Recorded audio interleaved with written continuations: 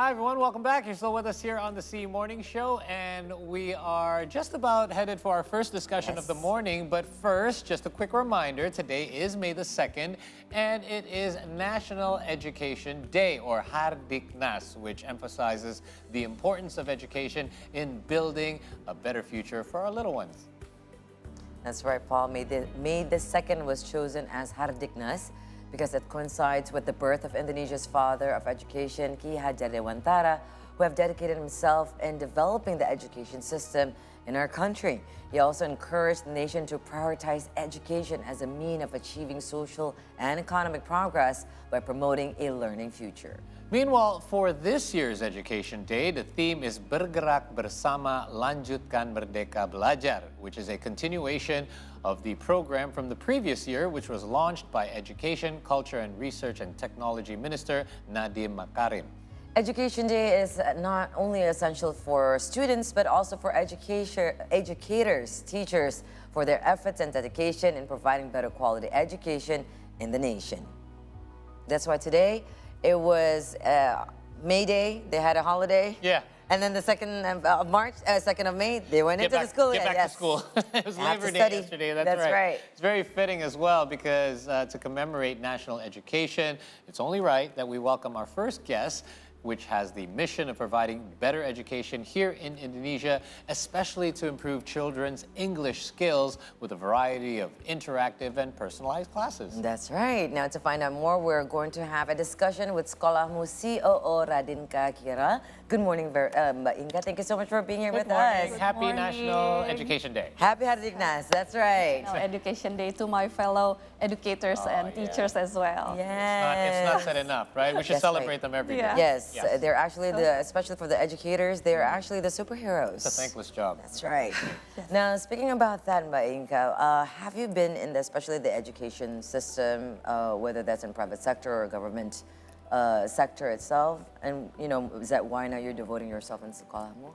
Yeah, I think it goes way back. Okay. Because, I born in a middle class family. Both of my parents are working parents, and then teaching become my first job from my mom for my younger sister. Oh, it's in the family. Yeah, and then, but I think it's evolving from teaching my sister and then tutoring my neighbor.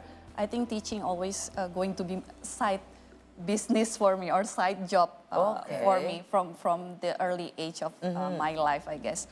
But yeah, and then I graduate with a degree in architecture. During my university and college life, I also joined with the youth global organization called ISEC in Bandung, if you guys know. They were focused in education, sustainability and health. And then I involved in 1 or 2 projects there and ended up sent to Ukraine to teach. Ukraine to teach in both public and private school there. Amazing. Back to Indonesia, enjoying my corporate life. Don't have any, didn't have any goes to education or teaching. Right. But then I think the turning point was when I was in a journey to find a school for my kids. And then I was shocked because I think the schooling system had not changed at all. End up digging all of the resources in education, met a lot of people in education. And then, I jumped back to education world again. And then I think I've been like 2 years manage private school in Jakarta, and then founded Sekolahmu in 2019. 2019, right? What a colorful journey. No, and it's true, and I completely agree with you. That really hits home with me that our world is evolving so fast, especially Indonesia is developing so quickly. And how come the educational system or curriculums are not kind of keeping up? It's kind of like the same thing that they go from year to year. Yeah, and the future happened right now. Yes. In every classroom. Absolutely. So we go through malls now. I always joke about this with Caroline as well, that when you listen to kids' conversations, everyone's speaking English these days. Why do you think, because your Sekolahmu does offer a lot of obviously programs, but from your perspective, why is English so integral for a children's development these days? Yeah. I think according to a lot of research, not just English, but learning foreign language is actually enhance our critical thinking and creativity. So I think that's very important. Also, improving our brain intelligence, and then memory, the brain memory, and also in addition to that, I also think the cognitive abilities is also increased by learning the foreign language, but especially English language. I think it's more about opportunity and access to all the academic materials around the world. It's more relevant these days as well, right? Yeah. And you were mentioning, especially in major cities, if we live in Jakarta or Surabaya or maybe Bali, I think it's very common you will hear children speaking in English. But again, Indonesia is a very vast region where there are some rural areas where maybe the children don't even know what English language is because of this lack of English literacy, because of an adequate or maybe unequal education system. Access and also infrastructure-wise. So what's your take on this? I think of course, unequal access to learning resources itself is already a barrier for education, and unequal access to English proficiency as well. It's become the learning gap in Indonesia. I give you some example. During the pandemic, I assisted a lot of schools that want to upskill and upgrade their teachers to be able to conduct blended learning. Because we need to do the distance learning. And they know that in Sekolahmu we already did this since the beginning. But then I recall that all of the schools really need the access to the online materials. But in the same time, I've seen OECD, UNESCO, and a lot of global organizations gave a lot of materials for free, but all of them conduct in English.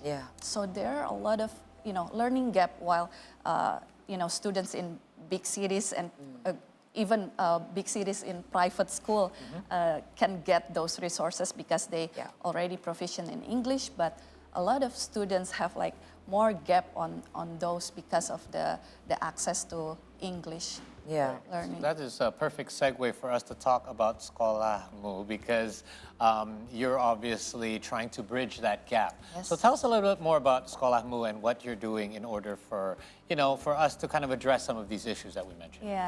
Sekolahmu itself, it's actually sekolahnya murid. It's not like your school, Sekolahmu. But sekolahnya murid. So we try to be very student-centric on that. So we provide a lot of learning programs for high schoolers, and then from preschooler to high schoolers. Is a lot of programs, and also we conducted with blended learning. So we combine face-to-face interaction as well with the learning activities in online. And what we've seen today, the demand from parents and students is for English learning and enrichment is very quite high right now. So we have a program called Living English. We want to, bring alive the joy of learning. So by Living English, we also want the students to have a confident and happy and learning with a fun and creative environment. So basically that's what we do. And it's good that you tap on confidence right there, because some people, not only children, some adults maybe, perhaps in Indonesia, sometimes they're not confident in conveying their thoughts, their opinions, or even having conversation in English because they thought, well, it's not my first language. If I said it wrong, I have like a different accent. I don't want to be known as, someone that knows it all. So how can you change, and what kind of methods that you can implement to these children? That confidence is the key. And it's okay if you do something wrong. If you said something wrong, that's what we're learning together. Very interesting. Reflecting on my experience, I learned English from music, from movies, from books. Very important. Things that I like. So what we do in Sekolahmu, we actually have like 4 or 3 components that we would like to incorporate in our learning program. First, I think the creativity and the fun, and then the exploration and also the collaboration. The creative and fun aspect, we want to the children to have like sparks like in English, and then happy to just to be able to learn English, and then create positive vibes in learning English, associate with learning English, and just learn to play. And then I think the exploration part, we want the students to have exploration in new ideas, new materials, and then just new language for them, and then experiment with that, and goes beyond the classroom. We want them to use it in the daily activities, and also the collaboration. I think it's very important right now, because even us in the working environment, we need the collaboration, and we think the students can learn from each other by doing somehow we used to have like a projects for them, and then they will collaborate and create the unified products, and then they will present it together with the team as well for that. So those kind of methods, we think it's very important. Why we also have a value for local to global. Yes. We know we need to create the students to be able to become a global citizen right now, but we also don't want them to forget their roots. The roots, of course. So we adapt Curriculum Merdeka in our learning program as well. In the experience, we also conducted with blended learning methods. So we have offline face-to-face in the classroom, but we also have online in our learning management system, because we believe that every students are different, and we believe the students have the personalization. So I think it's important. The last factor, I think, is the teacher. Yes. Teachers will be the core for the learning.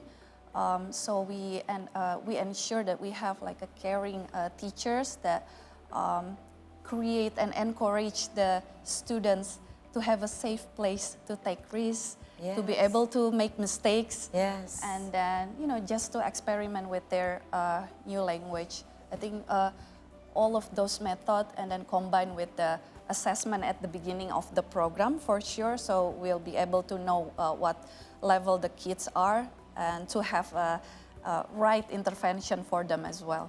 Yeah.